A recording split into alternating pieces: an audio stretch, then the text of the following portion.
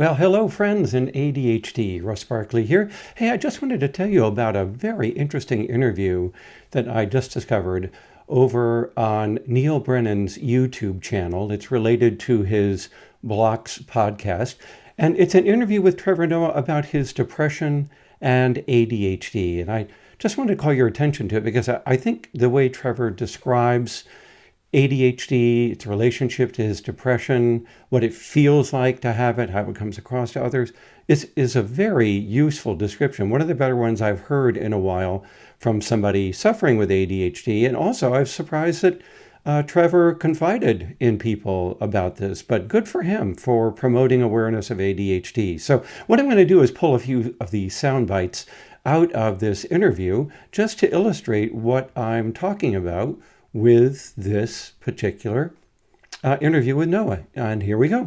You've suffered from depression as an adult. And have you tracked it down? What do you think? Maybe there's a reason? No, Is it chemical? I tracked it to ADHD. That was can I tell you, man, the most frustrating thing? Look. So there he says, look, I had depression all the time. And when I finally went and explored what was going on, why this was happening to me, he found that it was his ADHD. And I think that's terrific because many times adults with ADHD, as some of you know, get misdiagnosed with depression, dysthymia, bipolar disorder, borderline personality disorder, when the root issue is ADHD. ADHD has an earlier onset than any of these other disorders, and as you know, can downstream lead to problems with depression and especially with anxiety, among others. The longer ADHD goes untreated, the greater the risk that anxiety and possibly depression will develop in conjunction with it. So I thought that was a great point that he was making here. Now I want to move ahead up to this point and give you another quote that I thought was really cool. Something we understand. And so in the same way, people have started understanding autism and Asperger's and, all these. I feel like ADHD was one of the weirdest ones, and it's still one of the stranger ones, where people think, and so did I when I was young, that ADHD is, this kid can't pay attention, when in fact what it means is you are unable to control what you pay attention to. Kudos on that one. That's a terrific comment because people with ADHD are attentive. They're just attentive to the wrong things. They're attentive to the now as opposed to what they're supposed to be doing, what I call future-directed attention. So generally when you have ADHD, you are paying more attention than most people, but to the wrong thing. Right. To Super Mario Brothers. Anything. Yeah. Yeah. It can be I can be in a classroom. Let's say I'm in school. I'm in a classroom and there's like a little bird tapping at the window and the teacher's speaking. My brain is like, that bird is, do you know what I mean? Yeah. Most people are able to go, the bird is not consequential to what's happening right now. Turn it off. Yeah. Focus on the teacher. My brain sometimes goes, that bird, man. That bird. That bird is ridiculous.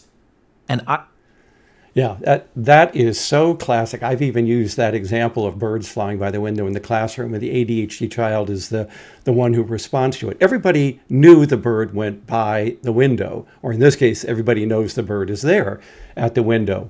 But Trevor diverts his attention over to it, whereas other people ignore that fact because it's not relevant to what they're doing. So I thought that was a really nice description there of the distractibility that we see in ADHD. Now, here's another segment that talks about his comorbidity of his ADHD and depression. Let's listen. I think many comedians have ADHD. Excuse me, I think this is the one where he talks about comedians having ADHD. Let's go. I think many comedians become comedians and are good comedians because they have ADHD, because it's such a perfect environment for ADHD, and that it gets rewarded. Yeah, but it's like comedy is very distracting. There's a lot of people in an audience. It's a tightrope. You can never turn off. You can never get lazy. You can never become complacent. Forces focus. It really does. It really does. But it forces focus to the state of flow, and it keeps you engaged, and it pushes you. And that's a perfect environment for a comedian. And it's a perfect environment rather for somebody with ADHD.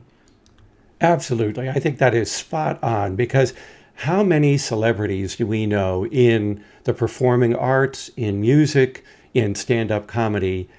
How many do we know that have ADHD? A lot of them. I mean, Howie Mandel, for instance, has talked about his ADHD. Over in music, of course, there's Adam Levine and Justin Timberlake. And of course, in athletics, as we've talked about, there are people like Simone Biles, for instance, or Noah Lyles, or the other swimmers and athletes that have confided about their ADHD. So it's out there, but there are certain occupations, certain niches that allow for ADHD, and where ADHD might even be, to some extent, a bit helpful to them. But there are other professions where it's not. But I think Trevor hits the nail on the head here about comedians. Now, let's go forward here and take a look at, this is where Trevor talks about his depression and ADHD. So in that, I'm talking to Gerard and I go like, I'm not saying it is or it isn't, but it's just weird that no one's considered this. Yeah. When you have the hallmarks, the guy stopped to get a hot dog and then missed his friend's wedding. Sounds a lot to me like ADHD, which a lot of people can misinterpret as just being an asshole, by the way, but it is executive dysfunction. And so when I think of these things and when I've learned what they mean for myself, when I think of life and you talk about, I go, oh man, it's you think it's depression, but then you realize that depression is oftentimes a symptom of something else. Yeah. And I hope we get to the point where we start understanding depression a little bit more, because if we just keep saying to people, you're depressed, essentially what we're saying is, you're long-term sad, so we need to make you happy. But what is making you depressed, I find, is more interesting and actually gets to the core. Indeed. And you get to that and you find depression. You and I used to talk about it all the time. I was like, man, I suffer from depression. People were like, do you? I was like, I think I do. I feel it all the time. And then when you understand ADHD, you're like, oh no, I get it, So did you man. start? So yeah, there you go. He finally realizes that his depression is linked to his ADHD, and that by focusing more on trying to manage his ADHD, he can, in fact, help to, if not remediate, at least improve his depression. Now, I'm going to skip ahead here up toward the end of the interview, where he makes a few more comments about ADHD. And let's see what he has to say here. This is about the importance of his diagnosis to his understanding and owning who he is. Let's listen. Can I tell you, had it. the diagnosis is more important than most medications, I would argue. And I think this is the same for most things in life. Just knowing is, I would say, 80% as effective as treating. Yeah. Because when you know, really you now understand. You know what I'm saying? Yeah. Like, you're not crazy. There's a big amount of relief to, no, you weren't imagining things. You're not crazy. And the people around you weren't imagining things. So I've now learned that I'll have to tell people in my life, and I wish I knew this before in previous relationships. I will tell people now, my siblings know, my family knows, my friends know. Way to go, So Trevor. they know that in a moment you may feel me switch in a way that doesn't seem, sometimes people tell me it seems like I've tuned out, but I haven't. To me, I'm fully present to me, but literally what's happened is my attention has shifted in a way that people can feel. So in my head, you may have said something that has just taken me to go like, what is, yesterday what happened, I was chatting to friends, and then one of them said, yeah, the shower head is covered in, it's like, got like a green scaly stuff.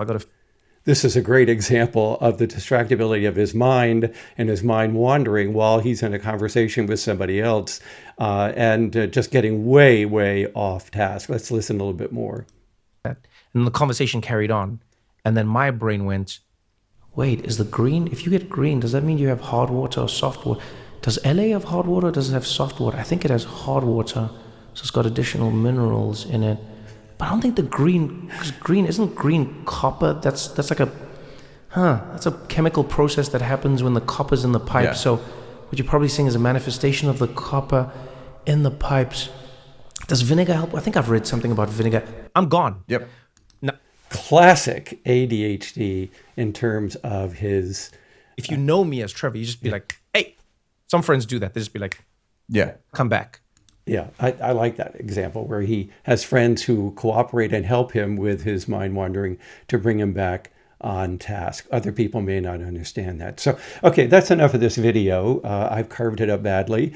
But nonetheless, I hope it illustrates some excellent points that Trevor is making in this podcast with Neal Brennan about ADHD, about its relationship to depression, about the importance of the diagnosis of ADHD, not to mention that many comedians might have it. So I hope you enjoyed this. I put the link over to this particular YouTube video. I've put it up in the description, and I recommend that you go have a listen to it if you've got the 11 minutes it takes to get through the video. So there you go, everybody. Trevor Noah on having ADHD. Wonderful interview. Thanks for joining me for this. I thought you'd like to know about it.